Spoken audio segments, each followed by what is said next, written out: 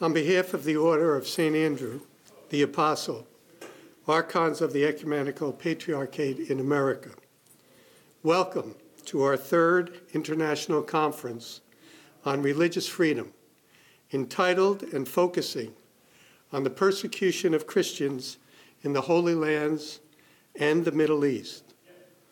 This conference follows our conferences on religious freedom in Brussels and Berlin. I am Judge Theodore Bosanellis, Archon and Secretary of the Order of St. Andrew. Archons are comprised of leaders of the Orthodox Christian community, named to that honor by His All Holiness, Ecumenical Patriarch Bartholomew, for their distinguished service to the Orthodox Christian Church. The Archon's mission is to preserve and protect the Orthodox Christian faith.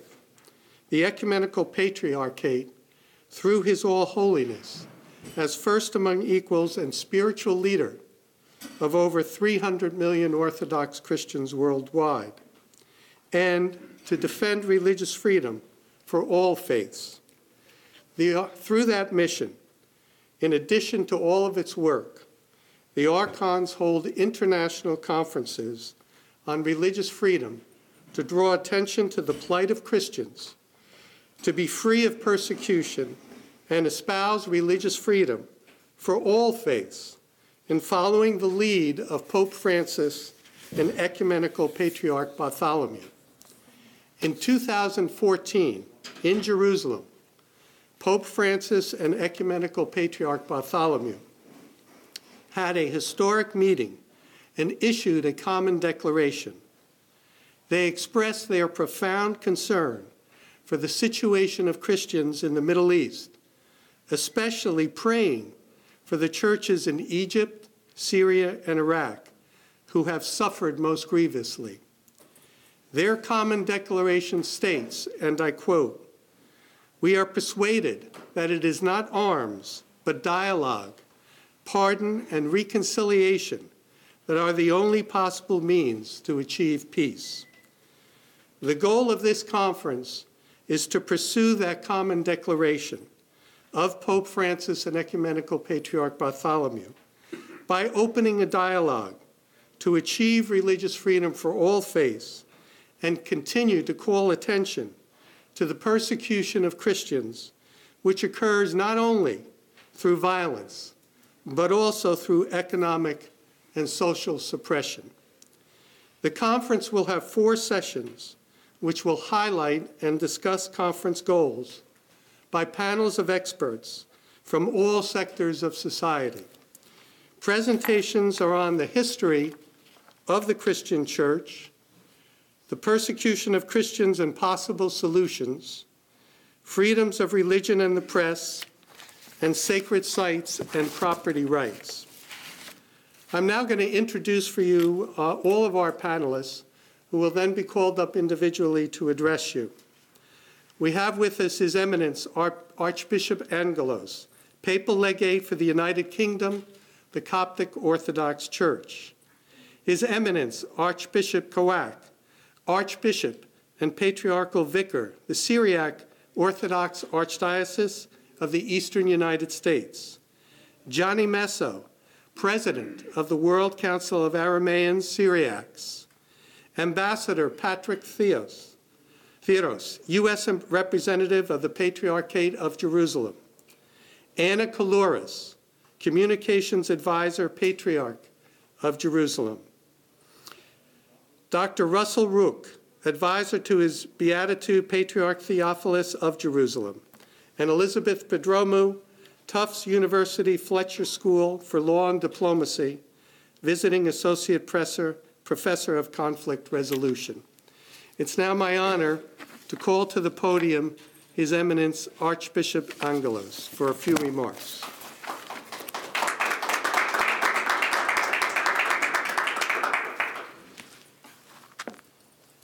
Your Honor, thank you. Thank you for the introduction and thank you for the opportunity. It is indeed a blessing that we gather, but it would be better that we had nothing to gather for.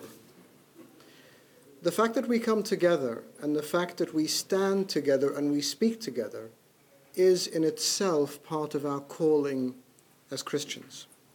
And not only for Christians, but for the whole world. For the love of God, his creation of us in his image and his likeness, his gift of freedom, and his allowance of us to make our own decisions to follow him or indeed to reject him, are the core purposes of our mission as Christians, and to be able to make sure that that is afforded to all. We see this spirit over the past months between His All Holiness, the Patriarch of Constantinople, His Holiness Pope Tawadros of Alexandria, His Holiness Pope Francis, His Grace the Archbishop of Canterbury, and many of our church leaders who actually are standing together and presenting a vision of leadership that allows us all to come and stand together today. We're meeting at a time where there are figures of approximately 200 million Christians around the world experiencing persecution. Some would have that estimated much higher. We have mass displacement. We have millions denied their right not only to practice their faith, but tragically to live at all, because their life is seen as dispensable by those with whom they differ. This has become a problem that is greater than any of us. It is greater than any individual, church, community, even nation state. We have even seen international affiliations that have tried to work together. But the most important thing is that they now realize that religious leadership must be part of the solution. For far too long, people have seen religion, and in turn religious leaders, as part of a problem, and tried to keep them out of the equation, thinking that there are other solutions. There are many other solutions, but it is time for us to stand and work together. Because this is not just a political problem, it is not just a geopolitical problem, it is not a problem of faith, it is not a problem of state. It is an epidemic that is spreading through the world. We see so much persecution and so much deprivation of basic right to religious freedom. And it affects everyone. It affects Christians, it affects Rohingya, it affects Baha'is, it affects even people who choose to have no faith. But there is no doubt, statistically and on the ground, that the brunt of this persecution falls on Christians. And so we must start with Jerusalem. As a minister, one of the passages of Scripture that I find most prescriptive is that which our Lord said to his disciples in Acts 1:8, that when they receive power from on high, they will witness to him in Jerusalem, Judea, Samaria, and the ends of the earth. Today is where we focus on Jerusalem, our brothers and sisters in Christ. But it doesn't stop us from looking elsewhere as well, because we cannot be tribal.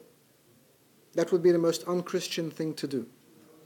What we must do is look at sanctity of life and the dignity of human life across the board for every individual. And we must look at the right of every person as the image and likeness of God to be under our eye and with our consciences covered by what we can do. As the Coptic Orthodox Church, we are a church that is built on martyrdom. Our calendar starts in the year 284 AD, which is the beginning of the reign of Diocletian. Because under Diocletian we saw the most ruthless wave of persecution and martyrdom. And yet, centuries down the line, things haven't changed. The scale has changed. Because Egypt, as a country that was 85% Christian through the first millennium, suddenly dropped to about 15% and has remained consistent since then. Because Christians were given ultimatums to renounce their faith, to pay a tax, or to die. And tragically, we saw that happening even recently in places like Mosul. I've had the blessing of visiting Erbil and seeing some of the Christians displaced from Mosul, as well as in Beirut, on the Greek-Macedonian border, and in Jordan, and seeing that the plight of Christians continues. You know, as Christians, we need to present solutions as well, because we are people of hope. And the example we see of Christians in the Middle East is inspiring. No matter how much they face, they are still strong, they are resilient, they are a presence. They are a reconciling presence and a stabilizing presence. I was recently asked if I thought that the Middle East would be a place that would be void of Christians one day. Realistically, I don't think so. Our own Coptic Orthodox community in Egypt represents about 13 million Christians, tragically representing probably between 75 and 80% of all Christians in the Middle East now, because there has been such a pressure and a push everywhere else. So where are they going to go? But the reality is this: although they will not all leave the area, they will continue to be an increasing minority. And so the pressure will continue to mount on those who are there. Because there are many who don't want to leave, and there's some who just can't leave. And so it is our responsibility through gatherings like this, not just to speak, because we've all heard this before, and I'm sure there is nothing earth-shattering that I would be saying today. What we can do is continue to be a voice, continue to collaborate, break down barriers between us, and bring together our resources, the wealth of experience we have individually, and collaborate for the sake of those who need us most. So I'm incredibly thankful for this opportunity. I have come specifically for this because it is important. And everyone else who has traveled here, all those who have prepared, the Order of St. Andrew, and all those who have worked with them are gathering because this is significant. Not just so we can find a platform to speak, but so that platform becomes a springboard to action, and that we can continue not only to speak, but to stand together from this point onwards. I pray for the success of this conference. I pray that the spirit of resilience, but also the spirit of forgiveness goes from this place. The forgiveness that we've seen in the lives of the families of the martyrs of Libya. 21 men who went to work and then were martyred, lost their lives ruthlessly and brutally. They themselves were the epitome of the Christian symbol, even as they lost their lives. But their families and their communities and their church, so many stories of forgiveness and reconciliation, because at the end of the day, that is what we do best as Christians. But it is not at the expense of seeking justice for those who cannot seek it for themselves. Thank you.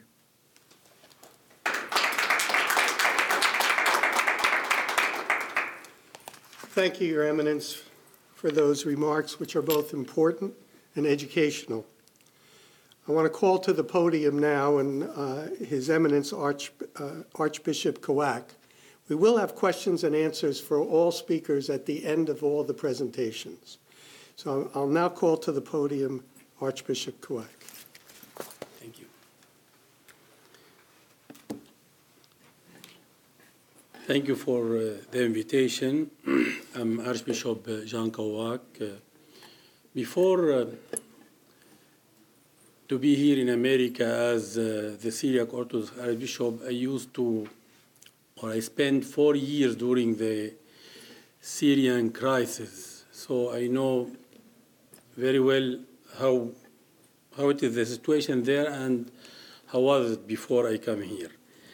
As you may know, this meeting and this gathering is very important to raise awareness about the persecuted Christian.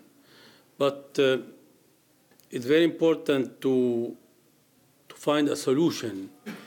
I know we might not have a solution by the end of this gathering, but it's very important to continue working for this. The Christian in the Middle East, the number of the Christian is really decreasing, and I'm talking about Syria because I know it the better. At least 50% of the Syrian Christian has already left the country for many reasons, and many of our churches has been destroyed. Many of the Christian villages has been invaded, and we lost a big number of our faithful in Syria. And 2 of our eminent archbishops, I'm talking about Archbishop Grigorios Yohanna Ibrahim from my church and Archbishop Boulos Yazigi from the Greek Orthodox Church. Both of them, they are from Aleppo, has been kidnapped since 4 years. Until now, we don't have anything about their fate. Our goal as Christian, Middle Eastern Christian, to stay home. So what we need from the international world is to help us to stay there. So I think we need to channel humanitarian aid directly to the churches because they really know where to go and who to help. But the most important thing now is to stop the war. This is, I think, the short-term solution. But to have a long-term solution, we need to try to have a sustainable economy within our Middle Eastern countries, and we need to change something in the educational system of the Middle Eastern country and teach everybody how to accept the other. This is in brief some remarks about the Syrian crisis, and if you have any question after everybody will speak, I'll be ready to answer. Thank you very much. Thank you, Eminence. Thank you for your remarks, Your Eminence. I'll now call to the podium Johnny Messo, a good friend of the Order of St. Andrew, who was with us for our first conference in Berlin and in Brussels. The second conference was in Berlin, the first conference in Brussels. Johnny Messo, President of the World Council of Aramean Syriacs. Thank you, Your Honor, and thank you so kind for this invitation and for giving us the opportunity to speak on behalf of a people that has no voice. Today I came to Washington from Europe to represent a community that has been forgotten, that has been neglected, that has been abandoned by the international community for too long. We're talking here not just about a religious community. As we speak about Greek Orthodox Christians, Armenian Christians, who are a people in their own right, with great legacies, with a great cultural heritage, so are the Arameans or Syriacs, a people in their own right, with a great cultural heritage. And if I speak about their language, our mother tongue, Aramaic, it is best known to you as the language of Jesus. It's the language of the Bible, in both the Old and the New Testament. It is a language that can be found in much of Jewish literature. It has influenced the Quran.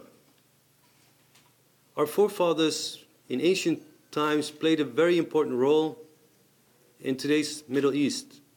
But also in modern times, our grandparents and great-grandparents, in the hope that they could be accepted by their neighbors and by their fellow citizens, they hoped to contribute to ideologies of general acceptance, comprehensive, say, policies in the Middle East, and thus they created ideologies like Ba'athism that have later been adopted by President Saddam Hussein, the Assad presidents, and others, always in the hope to contribute to society in order to be accepted as equal citizens. But whatever we have tried, in all those centuries, we have seen the unfortunate and sad decrease of our population in the Middle East. Today we are talking about minorities, but we forget, and human beings are easy to forget things, that once, not so long ago, we were no minorities, but we were a majority, a dominant majority, a substantial majority in our own homeland. If we look at the Aramean or Syriac people specifically, from Iraq, Syria, Lebanon, and Southeast Turkey, we can talk a lot, but I would like to stress one important thing. I myself have been born and raised in the Netherlands, in a European country, but my whole family originates from Southeast Turkey, and I do have family in the other countries which I just mentioned. But my point is that I see no reason to return to my homeland. I'm not given the incentives to go back under the present circumstances. And I also know that my people, which has fled from Syria and Iraq in the last years or decades, I should say, they also don't want to go back to their homeland. They have no reason to go back to their homelands.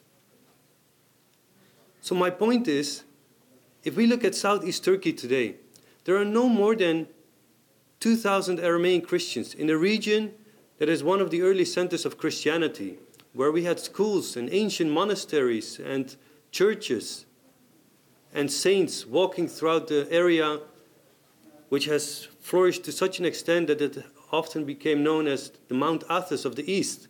And our churches and monasteries are centuries older than the churches and monasteries that can be found on Mount Athos. The point I would like to make here is important.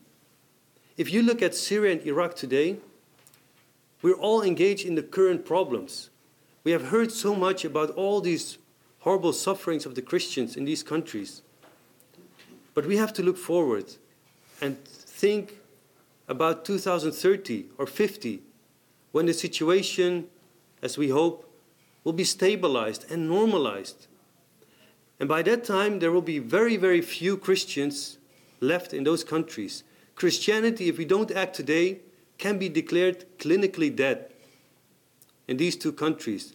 If we look at Southeast Turkey today, we already forgot that Christians 100 years ago, or 200-300 years ago, were a majority in many places. We have forgotten about this today. So my message is, we will forget the same about Syria and Iraq in 20, 30, 40 years from now. And that's why it's very important and urgent to act now, not tomorrow. That was also one of the reasons I wanted to come to Washington, also to meet some friends again of the Saint Order of the Andrew Apostle, the Order of Andrew the Apostle, but also to pass on the message to Washington, because Washington, especially America and its foreign policy, have affected our situation in the Middle East, and they should feel responsible for the Christians of the Middle East. They should feel morally obliged to do something back for these Christians. In Syria, in Iraq, in Lebanon, where the situation is boiling again, and where if another conflict starts, you will see that the Christians who make up, say, 35 to 40% of the population there today may diminish to maybe 10 or 5% in 20, 30 years from now, if another conflict starts in the region, which seems to be likely in the coming years. So we have to act now, and the message to Washington is, consider the Christians in your foreign policy. Consider the Christians as a reliable partner in the region for, say, democracy or the secularization of the region or peace and stability. The Christians have always been, since day one, ambassadors of peace. And that's what they will continue to be in the coming years. So the message is especially one of urgency. Let's not talk anymore. Let's act. Let's stand up and speak out against what's going on in the Middle East. Final words about something hopeful that I've been witnessing in Washington recently is a recent speech by the Vice President Mike Pence. When he spoke recently at a conference and said that the United Nations is not doing enough for the Christians, he is right. We, as the World Council of Arameans Syriacs, we are a United Nations accredited NGO. We have appealed numerous times to the Security Council, to the Human Rights Council, to UN member states, and to the Commission of Inquiry on Syria. We have always witnessed that they are not interested in hearing our story. That's why we were pleased and we took courage. We took courage from the words of the Vice President when he said, we will help the Christians from now on, not through the United Nations alone or anymore, but directly. As the United States of America, we will support the Christians. The Christians, we should not forget, have also a powerful presence in the diaspora. We should help the Christians in the diaspora, first of all, to empower their organizations so that they can continue to document and publish all these human rights abuses in the Middle East. And there are many. There are abundant human rights abuses in Turkey, Southeast Turkey, Syria and Iraq. But also, we should not forget to help them preserve their ancient cultural heritage, the language of Jesus, but also many other parts of their ancient cultural heritage. I wish the conference organizers much luck in the coming days. And again, it's a great honor to be here, and I hope that we will exchange thoughts about finding a solution or finding solutions to empowering the Christian groups, because there is no quick fix to this entire situation. But what we can do is we can help them in small ways and at least regain their trust and give them their hope back. Thank you very much. And if there is any questions, we can talk about it later. Thank you, Jan. Thank you, Johnny Messa. Thank you for your remarks and your passion. I now want to introduce to you one of the most important voices in religious freedom, has been for many years, Ambassador Patrick Theodos, the U.S. representative of the Patriarchate of Jerusalem. Ambassador? Thank you, Judge. Your Eminence, Your Grace, all of you, thank you so much for the opportunity. We're slightly overwhelming you with the Patriarchate of Jerusalem today. I think we're tag teaming you. But it is a long and complex history which is terribly important for what is happening today. I would like to begin by telling you one of my first encounters with the Patriarchate of Jerusalem about 20 years ago. I was translating for a visit by the Dalai Lama to the then Patriarch Theodoros. And the Dalai Lama asked, "Who converted you?" And I turned to the Patriarch, and his response was, "I don't understand the question." And so I explained it a little bit better in Greek, and he said, "Oh, Jesus." But it wasn't an exclamation. It was for real. This is where Christianity began. This is the home of Christianity, and a place from which we have never left. In 600, Jerusalem was taken by the Muslim forces. We continued. We developed a strong relationship with the new governments there. A treaty called the Treaty of Omar dates back to 632, outlining the privileges and the responsibilities of Christians within the Muslim world. We are Orthodox and we're Arameans, we're Copts, we're many different faiths in Jerusalem, but we are all Christians and we are all inheritors of that single day when Jesus converted the Christians of Jerusalem. Today, we face a new and somewhat unique situation.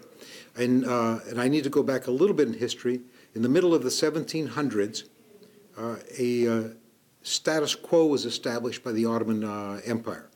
This defined the relationship of the government of the Holy Land with not only the churches, but with all the religious groups, be it Muslim, Jewish, Baha'i, or Christian in Jerusalem and in the larger Holy Land. As politics moved on, the British Mandate expelled the Ottomans. They became the inheritors of the status quo. This is the status quo which defines not only the relations with the state, but the relations between the various faiths in the country.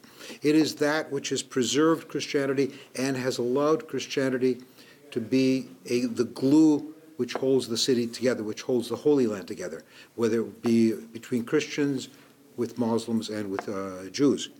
When the State of Israel was created and later the Palestinian Authority, each of these governments took on the status quo as an international obligation, a legacy from the previous government.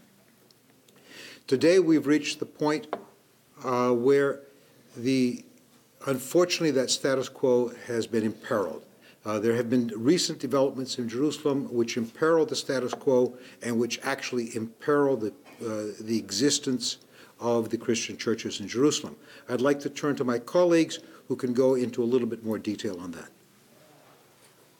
Thank you, Ambassador.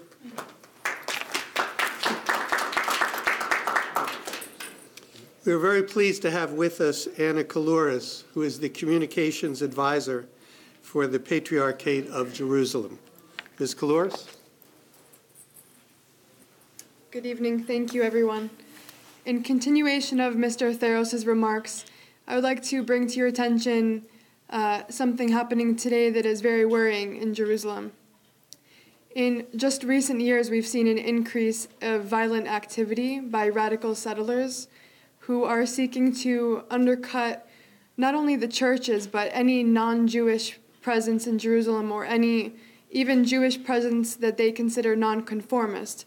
And a few examples of this violent activity, not a day goes by where we don't see our clergy members spit at. We have churches being desecrated.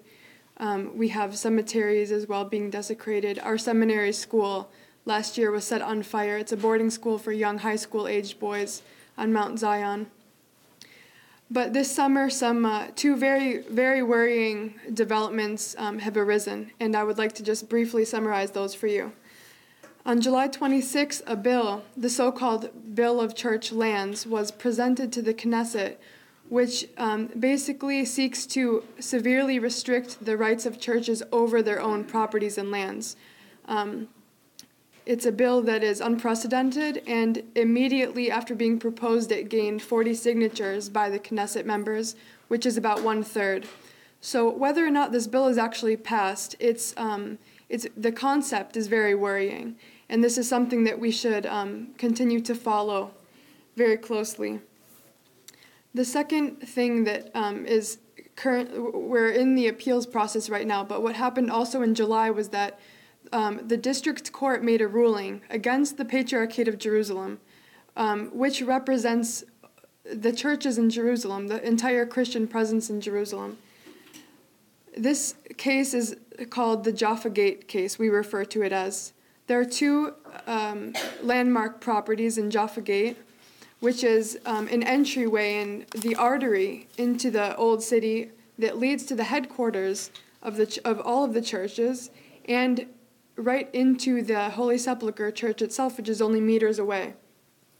Now, what will happen if this ruling is not appealed? The ruling was made in favor of these radical settlers to which I'm referring. And now the case we proved over 10 years was an unauthorized deal that was made by an employee of the Patriarchate who did not have the proper authority to make such a deal. We proved that there was bribery, we proved that there was bad faith, conspiracy, and that the Patriarchate had no idea that this unauthorized deal had ever been made. The properties will be turned over to these radical settlers if the appeals case is not won. Now, what this means in general is that we're in danger right now of the entire Christian character of the Old City being changed permanently. This case is the beginning of something very, very worrying. With the types of tactics that we're seeing from these groups, if they take over these properties and are using violent tactics to remove the tenants, we're going to see a change in the Christian quarter, and we're going to see further pressure for the Christian presence to be removed. So as we enter into this appeals process, we ask for your attention, and we hope that for the sake of the peace and the status quo of Jerusalem, that this can be properly resolved. Thank you.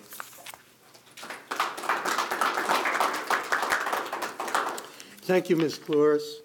We also have with us from Jerusalem Dr. Russell Rook, who is the advisor to His Beatitude Patriarch Theophilus of Jerusalem. We're very happy to have Dr. Rook. Thank you, and good afternoon.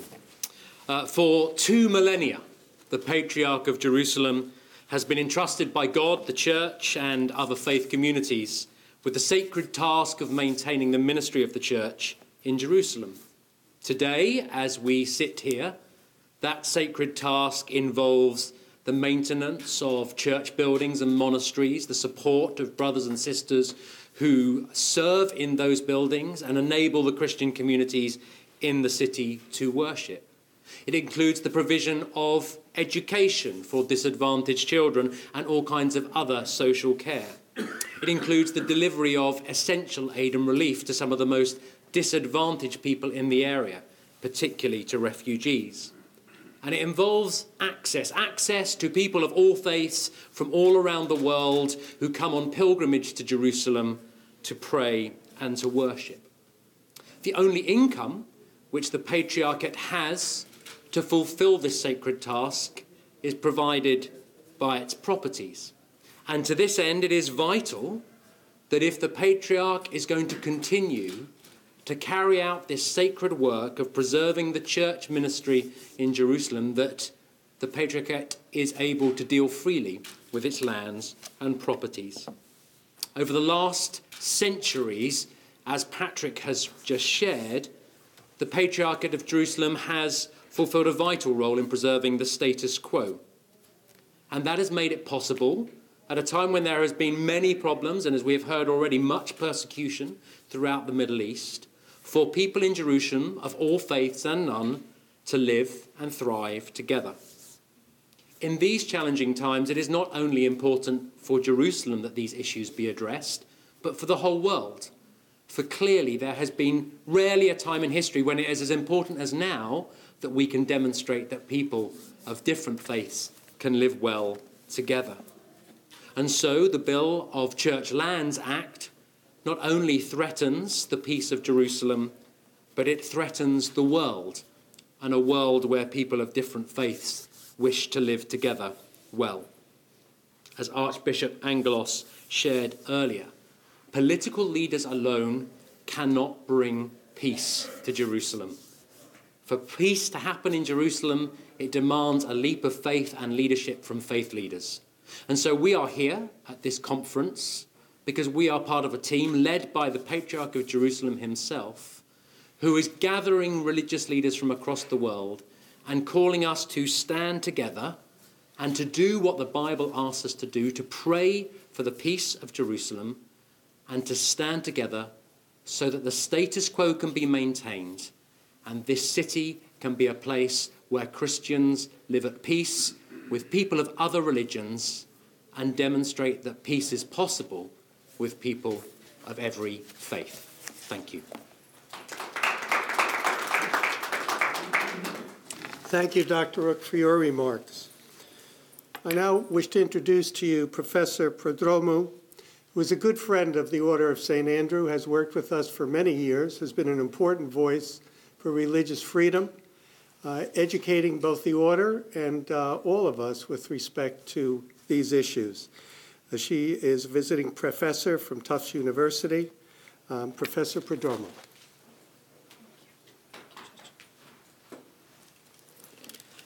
Good evening, and thank you to all of those who came before me, and to all of you who are here, and a special thank you to the Order of St. Andrew, and by extension to His All Holiness Ecumenical Patriarch Bartholomew, for bringing us all together here. I want to take a few moments just to amplify and emphasize some of the points that the previous speakers have made. First of all, why now and why talk about Christians? I think there are two reasons for why now. First, I think, is an obvious one which we may indeed overlook. Why now? We're approaching Christmas. We're approaching the celebration of the Incarnation. We are celebrating the moment when God became man and the hope that is offered to all Christians and to the entire world from that moment of the Incarnation. Yet we here are very free to celebrate that moment, and I think what all of our speakers have made clear is that we enjoy a kind of luxury and a gift that I think sometimes we take for granted. So I think it's important to think about why this particular moment. There's another reason about why now. All of the speakers have made clear the profound urgency related to the issue of the persecution of Christians, the repression and suppression of Christians in the Middle East and worldwide. We're focused on the Middle East, however, because this is indeed the lands where Christianity originated. These are the lands in which Christ walked and taught and ultimately was crucified and was resurrected. This is a time of grave urgency for Christians across the greater Middle East. Whether we're talking about the condition of Christians associated with a precipitous decline due to the wars in Iraq and Syria, and in particular in Iraq, where Christians have, since 2003, have declined from approximately 1.5 million down to approximately 150,000. Whether we're talking about the tiny numbers of Christians in Israel and Palestine, whether we're talking about the thimbleful of Christians in Turkey, whether we're talking about the larger, relatively larger numbers in Lebanon and Egypt, the fact remains that the conditions for not only the survival, but also the sustainability and the flourishing of Christians across the Middle East and their lands of origin are a matter of grave question. And so there is a particular urgency as we move to the celebration of Christmas, and thinking about the causes for that urgency and then maybe some solutions. And I think that brings us to another point we want to keep in mind: why here? As Johnny Messo pointed out, I think quite eloquently, we're here in Washington because ultimately Washington matters when it comes to the survival and sustainability of Christians in the region. It's important for the policymakers, for those in and out of government, for the think tank community, for the media, to hear and to learn and to understand that we're talking about the endangerment not only of Christians themselves, of the people, but also the endangerment of their sacred sites, their cultural patrimony, schools, churches, monasteries, libraries, archives, all of those things that, taken as a whole, let us know that Christians did and continue to exist in the region. This is the place where we need to have a loud voice.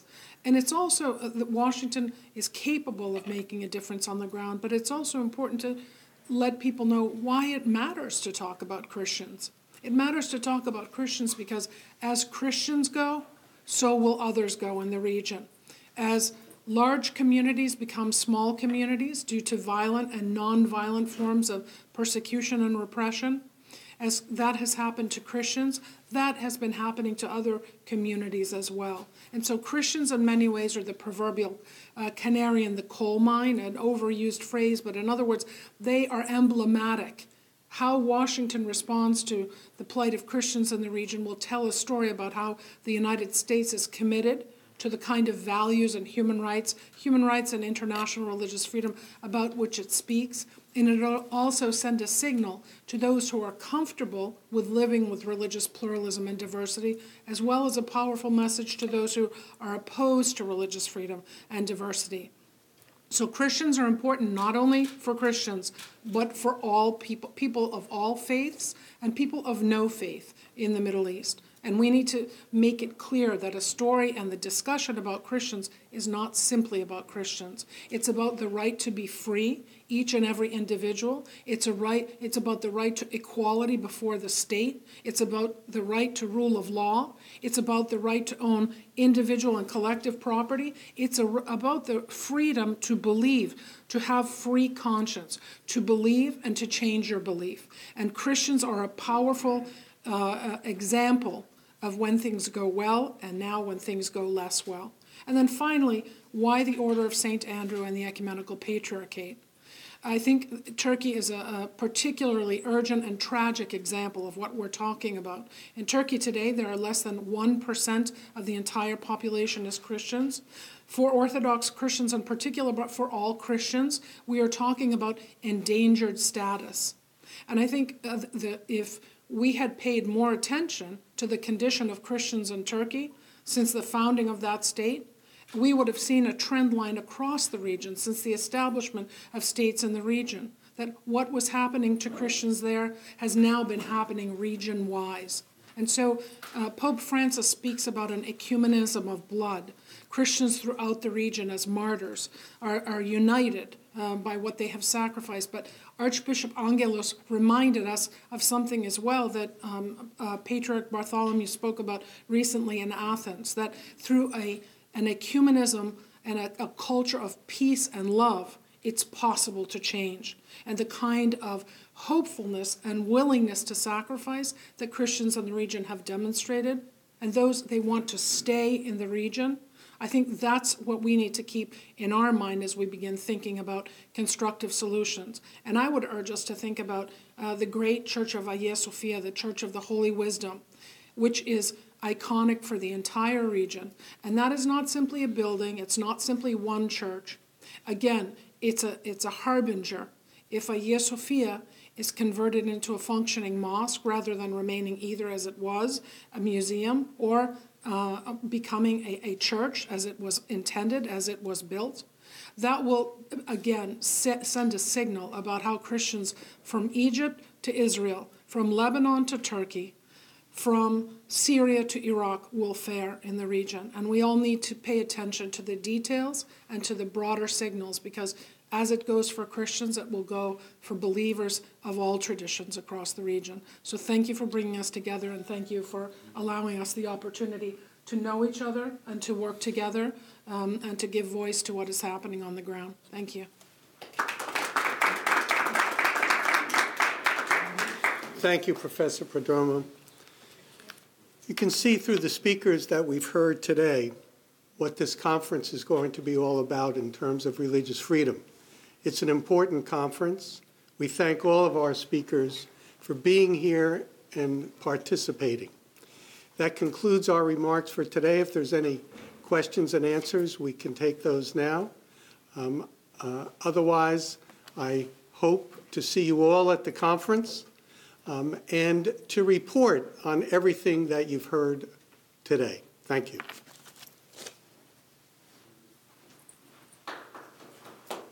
Question? Your Eminence, Bishop Angelos, I have a couple of questions for you. Your Eminence?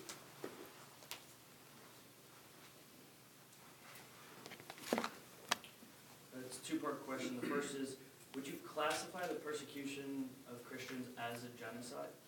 And if so, why or why not? Is there an importance of using the word or not using the word genocide exactly? I think whether we look quite literally at the meaning or at the epidemic, it most certainly qualifies as a genocide. I was very blessed to have been part of the process here in Washington that led to Congress using the term, and also in our own British context, Parliament also agreed to that. Because it has been very targeted, it has been very strategic, and it's been systematic. And it is an attack on Christians and an attempt to cleanse, in the words of perpetrators, the area of those Christians who tend apparently to defile it. In our own context in Egypt, the Caliphate has called us as Christians their favorite prey. And throughout the Middle East, as we've heard in Iraq, we now have 10% of the Christian community still there. In Syria, I mean, who knows? There are so many people displaced. So there's quite a systematic approach to all of this, and it's important to call it what it is. Now, of course, there are some who politicize this, because in calling it a genocide, it calls for lots of other things of contributions and financial implications. I would much rather not get caught up on the politics of it, but look at the actual effect that it's having on people. There is no doubt in anyone's mind that Christians are targeted, that Christians are deemed to be undesirable, and that there is an attempt to empty the region by some of those Christians.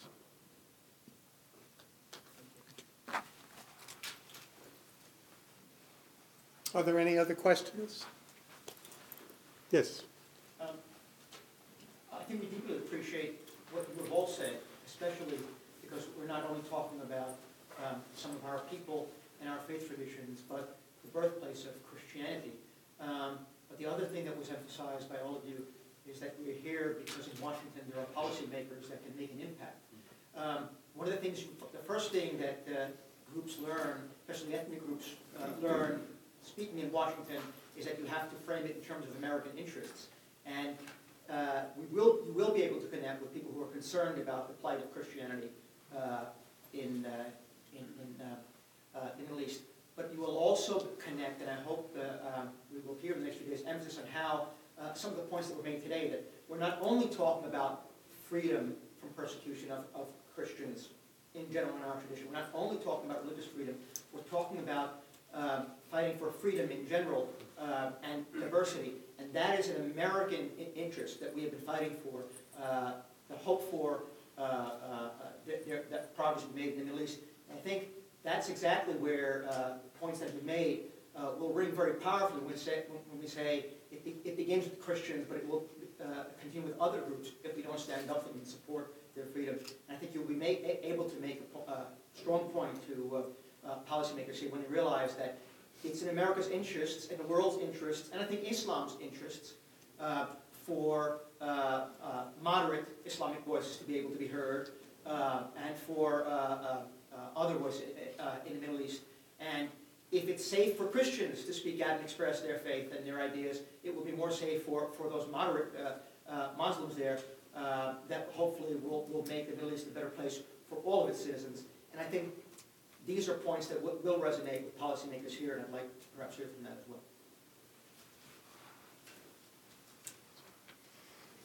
Thank you. That concludes the conference. And again, thank you to all of our speakers.